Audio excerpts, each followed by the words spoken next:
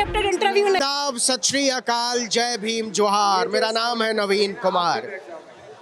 अलग अलग समूहों के लोग जंतर मंतर पर अपनी आवाज बुलंद आए हैं। छात्र आए हैं, बच्चे आए हैं, नौजवान आए हैं, महिलाएं, किसान, नौकरी पेशा लोग, बेरोजगार लोग, और जितने लोग उतनी तरह की सोच।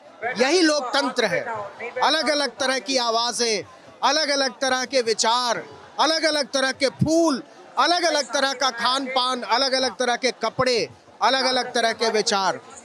तो बहुत सारे लोग यहाँ इकट्ठे हैं। तो ज़रा ये पोस्टर बड़ा मज़ेदार है, जिसके लिए नरेंद्र मोदी की खिल्ली भी उड़ाई जाती है।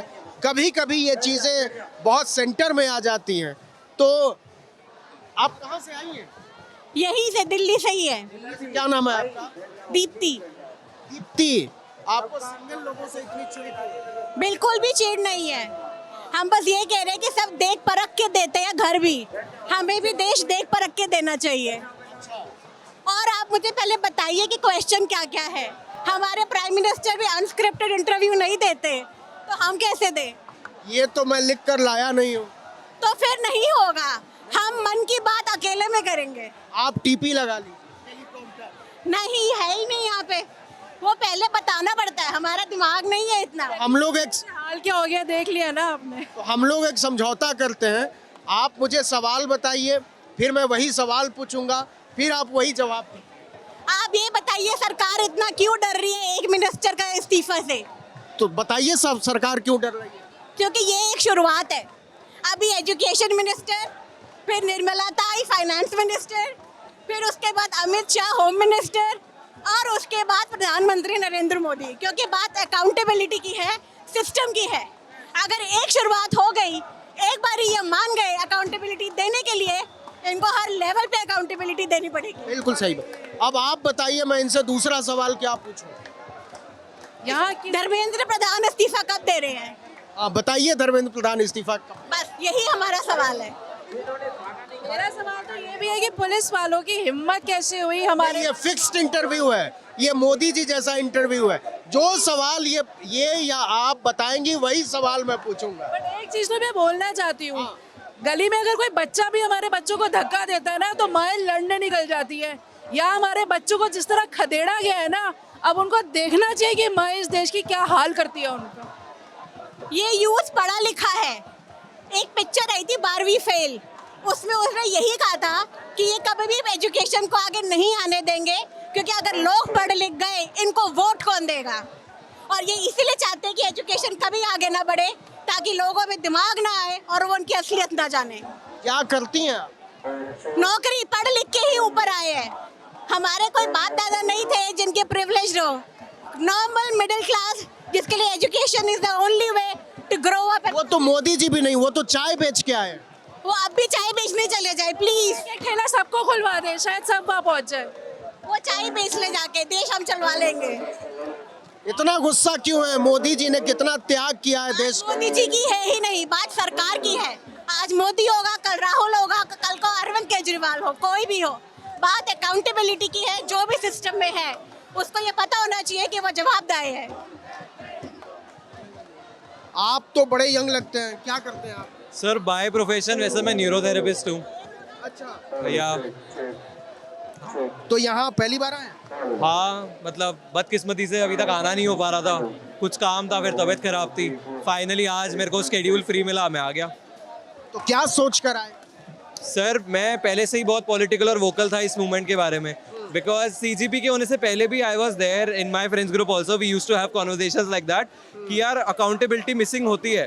प्लस मैं खुद ही बोलता हूँ सर, मैं लेफ्टिस्ट था, ठीक है, मैं थोड़ा लिबरल उसमें था। मेरे को था कि BJP could not decide what I want to do, they will ask me for this कि भाई तुमने ये करा, now you are anti national, you are anti cultural, वो वाले मेरे ऑलरेडी थे ही। But with CJP I was like ठीक है भाई, अब ये लोग एक आवाज़ दे रहे हैं, एक मुहिम बन रही है, and they are asking the right question. ठीक है, कुछ नैरेटिव गलत भी बने, कुछ सही भी बने, बट इवेंचुअली क्वेश्चन आस्किंग और बाकी चीज़ें सही हुई। That's what I believe. तो अब एज ए यूथ इस मूवमेंट से और इस जुटान से, इस एकजुटता से आपको कोई उम्मीद बनती है?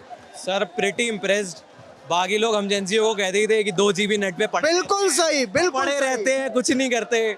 आर पीपल शोड एवरीबडी 2 दिन पहले कि नहीं भाई रीले बनाते हैं हम एजेंडा नहीं फैलने देते, हम रीले भी बना लेते हैं और साथ में हम सड़क पे भी आ जाते हैं। सो या pretty much impressed by that.